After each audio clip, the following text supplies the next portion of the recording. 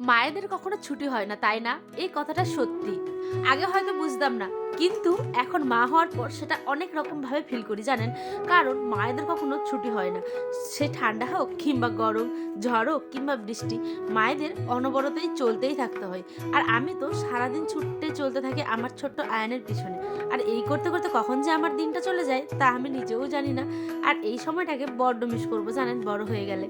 তাই প্রত্যেককেই আমার নতুন পরিবারে জানাই অসম্ভব ভালোবাসা ও স্বাগত। তো আজকে নতুন একটি দিন শুরু করছি, নতুন একটি দিন দিয়ে। আসসালামু আলাইকুম। উত্তর দিনাজপুর জেলার ছোট্ট একটি গ্রাম থেকে আমি পায়েল। আমার নতুন ব্লগে আপনাদের সকলকে জানাই অনেক অনেক ভালোবাসা। তো চলুন, ঠান্ডা হোক বা গরম, ব্লগ তো করতেই হবে। আর আমার সারাদিনের কাজ আপনাদের সাথে শেয়ার না করলে আমার, জানেন, দিনটা কেমন জানি একটা খারাপই যায় বলতে পারেন। দেখি বেটা বেগিটা, ওকে দেখেছে, দেখাচ্ছে আবার।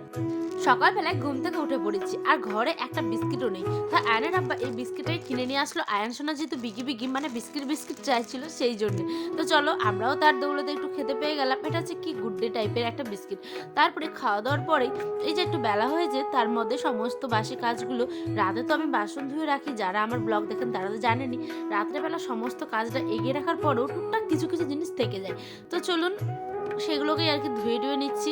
আর এখন চাটা খাওয়ার পরেই না, এই যে সকালবেলায় হালকা হালকা বাতাস দিচ্ছিল, বাপরে বাপ কি ঠান্ডা যে পড়েছে, কি বলবো। মাঝে মাঝে ঠান্ডা আর মাঝে মাঝে আবার গরম। এতে না ছোট বাচ্চাদের যে এত অসুবিধা হচ্ছে তা কি বলবো। আয়ান সোনার তো মাঝে মধ্যে জ্বর সর্দি লেগেই থাকে। এই ঠান্ডার কারণে আরো বেশি সেটা পরিমাণটা বেড়ে গেছে আর কি। তো বাসনগুলো ধুয়েছিলাম আর মা এখানে কারি কাটছিল, মানে কান্ডি কাটছিল আমাদের যে কালো দাঁড়িয়েছে তার জন্য। আর এই যে আমি কাপড়গুলো কিন্তু ধুয়ে নিয়েছি, সেটা আপনাদের সাথে আর কিংবা শেয়ার করবো প্রতিদিন বলুন। তো কাপড়গুলো দেওয়ার পরে একটু উল্টে পাল্টে দিচ্ছিলাম যেহেতু বাতাস হচ্ছিল সেই জন্য। আর আমি এখানে বসে দিচ্ছি একটা ডিমের অমলেট করতে। সকালবেলায় আজকে ভাবলাম একটু শুকনো শুকনোই খাবো, তাই শুধু মানে বাঁধাকপির তরকারি বেগুন দিয়ে করবো, আর তার সাথে সে থাকবে টমেটো। আর এই যে একটা ডিম সেদ্ধ করেছিলাম আয়নের জন্য, আর একটা ডিম ভাজা করে নিয়েছি আমাদের জন্য। কারণ আয়ন সোনাকে না মাঝে মধ্যে আমি এখন ডিম মাছ মাংস একটু একটু করে দিচ্ছি, যেহেতু ওই এখন বেশ মানে পছন্দ করতেছে এই খাবারগুলো, তাই। আর ম্যাক্সিমাম সময়টা তাকে আমি সবজিই খাওয়াই। এই যে তেলের মধ্যে এবার দিয়ে দিলাম হচ্ছে যে সাদা জিরে, আর তার সাথে কাঁচা লঙ্কা আর পেঁয়াজ কুচি। আমি না হালকা পাতলাই রান্না করি, অত না আবার স্পাইসি বা ঝাল ডাল দিয়ে করি না, কেন জানেন? আর লাল লঙ্কাটা মানে যতটা পারি কম ইউজ করি। আয়ন সোনা যেহেতু আমাদের খাবারটা একসাথেই করি, সেই জন্য আয়ন সোনা সেই খাবারটাই খায়। ওর জন্য এক্সট্রা কিছু আর আমি রান্না করি না, হয়তো কোনো কোনো দিন করি, কিন্তু আমি এরম করতেই পছন্দ করি, হালকার মধ্যে খাওয়ার। তাই সকলে মিলে বেশ ভালোভাবেই খেয়ে থাকি। তো দেখেন, বলতে বলতে কিন্তু ভাজিটা আমি এখানে প্রায় বসিয়ে দিয়েছিলাম। কেটে নিয়েছিলাম হচ্ছে বেগুন, বাঁধাকপি আর টমেটো, সমস্ত কিছু একসাথে মিশিয়ে লবণ হলুদ দিয়ে বেশ করে ভাজা ভাজা টাইপ করে নেব। খুব একটা ভাজা না, মানে জাস্ট মাখা মাখা টাইপ হলেই হবে। তো কথা বলতে বলতে আমার রান্নাটাও প্রায় কমপ্লিট। সমস্ত কিছু আজকে শেয়ার করতে পারিনি, কেন জানেন? আজ না দিনটা কেমন জানি, আর তার সাথে একটু মনটাও আমার খারাপ। আয়ন বাবু রেডি। বাবা পড়ে যাবে, মা পড়ে যাবে। এই যে আয়ন সোনাকে পুরো রেডি করে দিলাম, এখন দৌড়াদৌড়ি করবে, এদিকে যাবে সেদিকে যাবে, কত টিকু টিকু টিকু টিকু খেলো। খাওয়া দাওয়ার পরে আয়নের আব্বা চলে গেছিল স্কুলে, আর আমি এদিকে তাকে নিয়ে ব্যস্ত। আয়ন সোনাকে একটু বিকেল টাইমটা সাজিয়ে গুজিয়ে দিয়েছি, বলতে ওই তো সারাদিনে যে বাতাস বইছিল সেজন্য সারাদিনই আজকে জামা কাপড় পরেছিল, আজ স্নানটানুকে করানো হয়নি, জাস্ট মুছিয়ে দিয়ে ফ্রেশ জামাগুলো পরিয়ে দিয়েছি।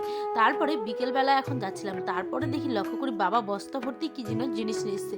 মানে এগুলো হচ্ছে ক্যারি ব্যাগ। বাবা যেহেতু ক্যারি ব্যাগের ব্যবসা করে, মানে দোকানে দোকানে বলুন বা হোলসেলার ক্যারি ব্যাগ বিক্রি করে থাকে, তো সেগুলোই আর কি মাল উঠে এসেছিলো হঠাৎ করে। আমি তো দেখে অবাক, আমার বাড়িতে হঠাৎ করে বস্তা করে কি যে এলো, আমি তো তাই ভাবছিলাম। তো চলুন, কি আর বলবো, আয়নসোনাকে নিয়ে বেরিয়ে পড়লাম রাস্তার দিকে। এর সাথে সারাদিন আমাকে চিল্লাচিল্লি করতে হয়, দৌড়তে হয়, সারাদিন একে টাইম দিতে দিতেই টাইম আমার শেষ। তো কি আর বেশি দিন ব্লগটা আর বড় করবো না, কারণ আপনারা ব্লগগুলো দেখছেন, আপনাদের কেমন লাগছে আপনারা কিন্তু কমেন্ট করছেন না, এতে আমার সত্যি খুব মন খারাপ হয়েছে। কি বলবো, আমার আপনাদের কমেন্ট দেখলে মনটা জানেন একদম অনেক অনেক ভালো যায়।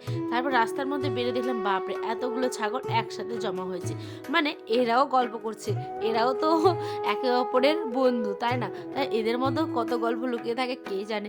তারপরে দেখলাম, লক্ষ্য গেল সিম গাছের দিকে, কি সুন্দর সিম ধরেছে, মনটা দেখে ভরে গেল। আর বহুদিন পর এরকম সিমের গাছ দেখলাম, জানেন? সেই আমার মা দিত বাবার বাড়িতে দেখেছিলাম মা লাগাতো সিমের গাছ, আর এত সিম ধরতো বাপরে বাপ, কি যে করবো, লাস্টে সকলকে দিয়ে দিতাম। তারপরে আজ বহুদিন পর দেখলাম এরমভাবে আয়ন সোনাকে ঘুরতে গিয়ে। তারপরে বাড়িতে এসে যা হয়, বিকেল টাইমটা সমস্ত ভেজা কাপড়গুলো তুলে নিলাম।